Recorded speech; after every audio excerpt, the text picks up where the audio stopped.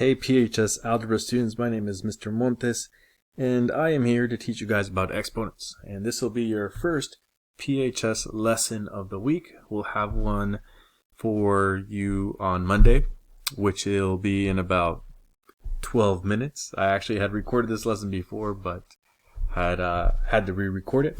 And then the next lesson is going to come out to you guys on Wednesday. So we're going to be talking about exponents, and before we jump into what we really want to get to, which is the exponent multiplication properties, we're actually going to talk about what an exponent is. And we're going to utilize some numbers. Let's say I had 3, and I raised that to the power of 2. So we need some vocabulary here. This 3 down here, that for us will be known from now on as our base. So our base here is 3. Now this little number up here, and I should do that in red, that number right there is known as an exponent. Exponent, or sometimes we call them powers. To the power. 3 to the power of 2. Or sometimes you'll hear it as 3 squared. So what this exponent does is it's telling me how many factors of the base I have multiplied together. So if I have 3 to the power of 2, what this is actually telling me, it's telling me that I have 3 multiplied to 3. I have a total of 2 factors. And 3 times 3, as we all know, is just 9. So 3 to the power of 2, or 3 squared, is going to be 9 for us. So let's take a look at another example. Let's say instead of 3 squared, let's say I had 4 to the power of, let's do 3. Let's make it interesting. Let's turn this into 3. Alright, so again, my base here is 4. And over here, again, my power, my exponent, is going to be 3. So the exponent dictates how many factors of the base I have multiplied together. I have 4 of those. I'll have 4 times 4 times 4, again, 3 factors. That should go a little bit longer. 3 factors. Well, now all I have to do is multiply these together to find out what 4 to the power of 3 is. Well, 4 times 4 is 16, and 16 times 4, I don't have my calculator. 4 times 6 is 24, times 2 is 64. So 4 to the power of 3 is equal to 4 times 4 times 4, which is 64. So that's the basic gist behind exponents. So what we're going to do now is we're going to actually jump into some exponent multiplication properties. And these properties are useful because they help us simplify some expressions and some that we can utilize when solving some equations. So let's take a look at this thing called the let me get the official name here. It's called the product of powers. Product of powers. And I don't know if you all remember, but when we talk about product, we're actually talking about multiplication. So we're going to think about what this means. I'm going to have a to the power of 2, and I'm going to multiply that to a to the power of 3. And we're going to think about, what does this mean?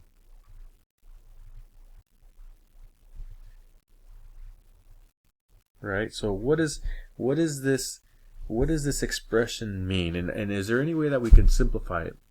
Well, if we take into account what we just talked about, a here is the base, and I got another a here, and it's also a base, but for this second part of this expression. So let's think about this. A to the power of 2, what does that mean? It means I have a times a, and I'll have a total of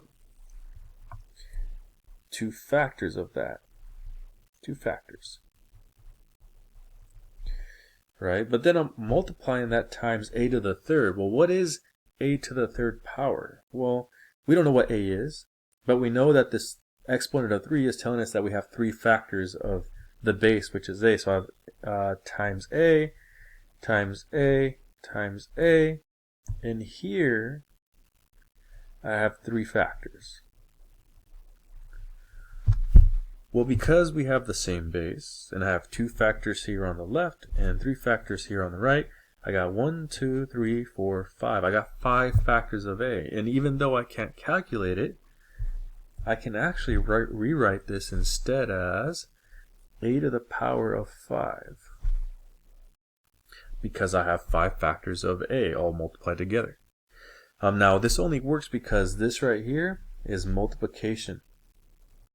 It does not work with addition. If I went, maybe we'll write this as a non-example over here, non-example. A to the power of 2 plus A to the power of 3 is not equal to A to the power of 5. It does not work. It must be multiplication between those 2 pieces, these 2 right here. Alright, so is there an easy way to do this rather than writing this out, writing out A to the power of 2 and then writing out A to the power of 3? Well, you could probably see it already. If I just add the 2 and the 3, that actually gives me the 5. So that's actually the product of powers rule, which says that if I have the same base and I'm multiplying, I can just add the two exponents, the 2 powers together to give me a simplified version of what I just wrote out. So A to the power of 5, well, we can get that by adding 2 and 3 as the exponent. So that was one example, right? Let's do another one. Let's suppose instead I had, let's change it up. Let's say I had 3 to the power of 4 times 3. Let's say this one was to the power of 4 and this one's to the power of 6. So I'm actually not going to calculate that out. We could use our calculator. It's some large number, but we don't really care what it is. We just want to simplify this expression. So our base is 3. That's important. The bases must be the same. So I have 3, and this is going to be to the power of 4 plus 6. So if I add those 2 together, I get 3 to the power of 10. So 3 to the power of 4 times 3 to the power of 6 simplifies down to be 3 to the power of 10. And that is the product of powers. Alright. So let's try another scenario. Let me get rid of this. Alright, and let's look instead at this time at a power to a power scenario. Right? It wouldn't be math if we just didn't continue to make it a little bit more difficult, right? So let's think about this new expression. Suppose I had A to the power 2, just like I did last time. But this time, instead of just being A to the power 2 times A to the power of 3, we're going to write this to the power of 3. So we have A to the power of 2, and then that entire thing is raised to the power of 3. So, how do we deal with this? Well, let's do it piece by piece. Inside these parentheses, I have to the power. A to the power of 2, and then that's raised to the power of 3. So what I'm going to do is, because I have 3 of these things, I'm going to write out 3 of them. So I'm going to write out A squared times A squared times A squared. Well, if I break that down even further, well, actually, you know what? Let me write this down first. We have 3 factors. Now, we could break this down even further. And A squared is just 2 factors of A, so I'd have A times A. 2 factors of A times A times A. 2 factors of A again times A times A. So if I look at this whole thing and I break it down to its simplest form, we got A times A times A 6 times. So this is A to the power of 6. Now, is there a shortcut? Well, there is. Or else we wouldn't be talking about a power to a power rule. So I don't know if you can see, maybe pause the video and see if you can find out where we could get 6 from and how. But what we could do here is I have a to the power of 2, then raised to the power of 3. So what we're actually going to do is we're going to write instead as this as a to the power of 2 times 3, which would give me 6. So when I have a power to a power, instead of writing it all out, what I can do is just multiply the exponents.